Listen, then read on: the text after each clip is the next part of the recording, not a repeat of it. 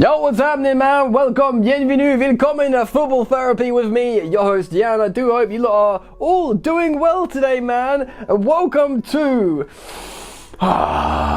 Chelsea's match preview. That's right, match preview of their Premier League game. That's right, Premier League game against Aston Villa this weekend. Oh my goodness, it's back. Breathe it in, boys and girls, the good stuff has returned, and I'm here to talk to you about it today. In this video, we'll be previewing the match against Aston Villa, talking about that a little bit, but also I want to have a few comments on what Frank Lampard said in his pre-match presser. It's all coming back, innit? It feels normal again. I watched his pre-match press conference. It felt a little bit weird because obviously it was done via Zoom, but it still had, you know, the vibes, the normal match. I can't talk. The normal pre-match press conference vibe. Why? That is a bit of a tongue twister, to be fair. And he said some interesting stuff. He obviously talked about Timo Werner, which is what I want to comment on today before the match preview. And he talked about that in regards to Tammy Abraham as well, which is interesting. That's what we want to hear. So, lovely scenes indeed. A quick reminder, of course, let's get this admin out of the way. Do subscribe if you haven't subscribed already, only if you want to, but I do upload every single day, sometimes twice in a day, like I have today. Jesus, I feel like there's a lot of repetition in this video. Anyway, if you do choose to sub, please do hit the bell notifications icon. If you want to help me out, that would be nice. Please drop a like on this video. Alright, let's get into it. So, before we preview the actual match and maybe go into it a little bit tactically, like we used to, let's quickly have a few words on what Frank Lampard said in his pre-match press conference. Generally, Frank had a lot of generic and expected things to say, talking about how the fatigue of players is going to be massive, looking at the dangers of loads of congested games, essentially, what it means, etc. But he spoke about some notable and interesting and exciting things. He was asked firstly about the Ryan Fraser situation at Bournemouth, because Eddie Howe pretty much said, that's it. If you're not going to sign for us, you're not going to play for us anymore, or something like that. Regardless, between Fraser and manager Eddie Howe, they came to the decision that that's it. He is done at Bournemouth. Frank Lampard was asked about this, not directly about Willian and Pedro, but he took it upon himself to answer and kind of talk about Willian and Pedro. He didn't name them by names, but he sort of referred to them. He said while he would have sympathy for the player to protect himself in Ryan Fraser's case, he is trying desperately to make sure Chelsea finish this campaign with the squad that they started with.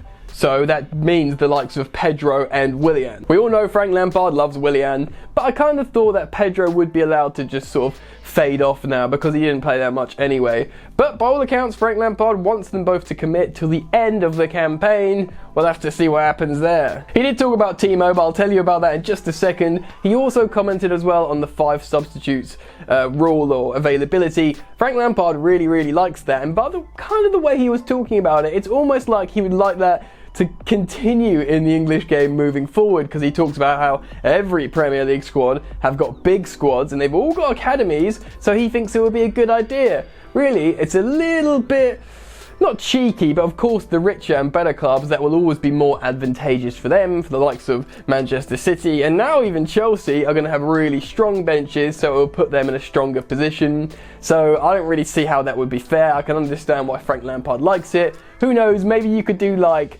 5 substitutions, but 2 of them have to come from the academy? That would be a really weird rule. Bit more fair though, maybe. Anyway, there's that. And yes, of course, he was asked about new Chelsea boy Timo Werner. Asked about how, you know, everyone thought he was going to Liverpool, and although Frank Lampard didn't reference Liverpool in his response, he pretty much said, yes, I spoke to him. He's very excited. He's got loads of character, a good work ethic, humility. He's very excited to come to Chelsea. I'm very excited to have him, and I'm glad I could convince him. He essentially inferred that, yes, it was down to me, who had conversations with him, that brought him over to Stamford Bridge, and you, of course, love to see it. He gave a couple of injury updates. Although most of Chelsea are back in fit, he says Callum, Hudson-Odoi and Fikayo Tomori aren't available for selection due to either match fitness or injury issues, and he said, he talked a lot about Ruben Loftus-Cheek, who will need to be rotated in carefully. He talked about it needs to be managed, kind of, for me, insinuating that maybe he won't start against Villa, which I thought he might do,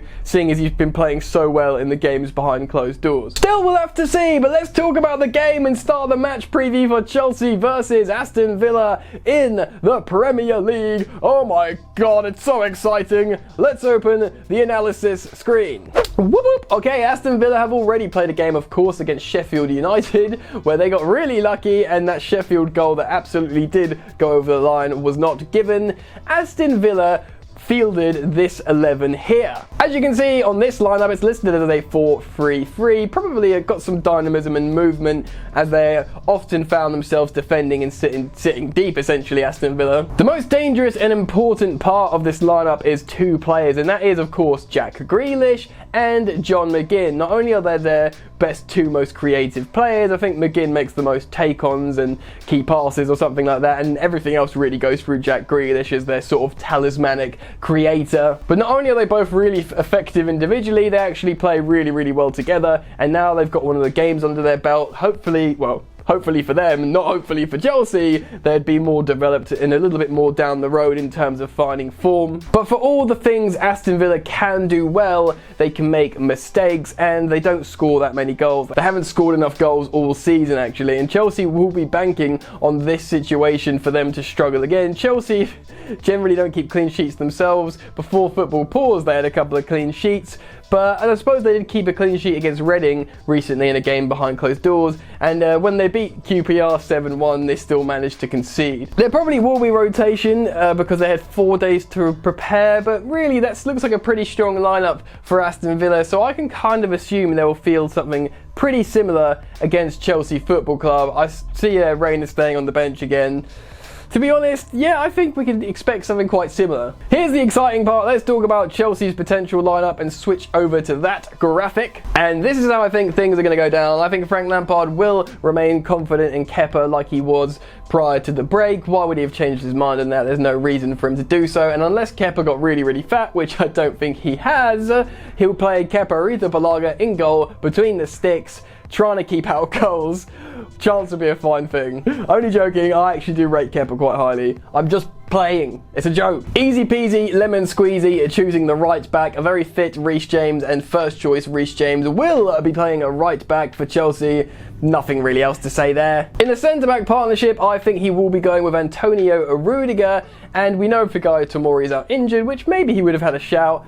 But so it's between Zuma and Christensen, and I have a feeling he will go with Kurt Zuma. So a centre-back partnership between Antonio Rudiger and Kurt Zuma, I think we'll see against Aston Villa. Now, left back in many ways is the million-dollar question: Emerson, Alonso, or Azpilicueta. Now, I think if we perhaps were playing against City, we'd play Azpilicueta at left back for more defensive assurances, perhaps. I don't see Emerson necessarily winning his place back in the team so soon. Frank Lampard at Chelsea will expect to have a lot of the ball against Aston Villa, and if they have a lot of the ball, they need different offensive options. Therefore, expect Marcus Alonso to start in the left back spot. Here's the massive shout. Who plays in DM, CDM? Jorginho, vice captain, and in this instance, he'd be captain on the pitch, or Billy Gilmour. I've waxed lyrical about Gilmour loads and loads and loads. The last 2 games he started, or the 2 high-profile games he's ever started, he won man of the match. He's been scoring multiple goals. He scored a brace against QPR in a game behind closed doors. I genuinely do expect to see Billy Gilmour starting at CDM, but it obviously wouldn't be too much of a surprise if Jorginho pulls rank with seniority. But this isn't a seniority rank pulling exercise. This is a meritocracy. I see Billy Gilmour starting. Now, Frank Lampard did say Ruben Loftus-Cheek will have to be managed. I think he will definitely make an appearance in this game regardless, but I do see the midfield consisting of Mason Mount in the left centre mid spot where he played so well before football stopped. He looks really, really good. And of course, Mason Mount's really important the way Frank Lampard plays. So I'll have Mount on the left, maybe coming off for Ruben Loftus-Cheek later on, and on the right side of the midfield I do see Mateo Kovacic playing, arguably Chelsea's player of the season. So that completes our midfield three. Now, Timo Werner hasn't arrived yet, and I've just realised that I didn't say at the top of the video about Frank Lampard's quotes regarding Timo and Tammy. So Tammy Abraham will be starting up front, but even though we're in the match preview, I'll quickly let you know what he said. Frank Lampard pretty much said, yes, I've had a conversation with Tammy about Timo, but I don't really, and he didn't, I'm sort of paraphrasing here. He was like, I don't need to justify anything. This is Chelsea. Chelsea need to have absolute quality and competition in every position. Tammy's been excellent for us this season, but he needs to sustain that and he needs to improve. And pretty much I think he's saying Timo Werner will help him improve, hopefully, but it's not Lampard's problem. It's not his